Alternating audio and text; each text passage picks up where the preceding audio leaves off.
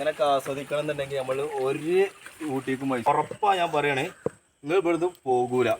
ഇനി എന്നെ ഇതിൽ ഏറ്റവും അട്രാക്ഷൻ ചെയ്തത് പ്രകൃതി രമണീയമായ സ്ഥലം കേട്ടോ. കണ്ടോളി, ഇത് നമ്മളെ മനമക്കാവുന്ന ഉള്ളിലേക്ക് കയറിയിട്ട് ലൊക്കേഷൻ അറിയുന്നവരുണ്ടെങ്കിൽ കമൻ്റ് അടിക്കുക. ഫുള്ള് സ്ഥലം കണ്ടോളി കേട്ടോ, ഒരു കാടാണ്.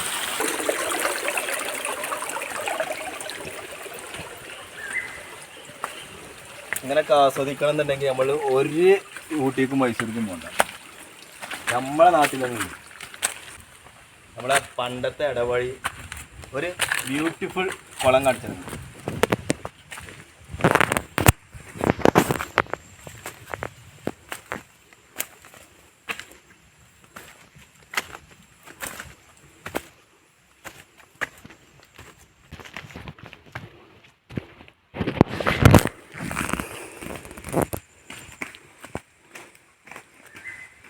ഈ കുളത്തിൻ്റെ തെളിയുള്ള വെള്ളം നിങ്ങൾ എവിടെയെങ്കിലും ഒന്ന് കാണിച്ചു, അത്രയ്ക്ക് റിയാലിറ്റി കുളം.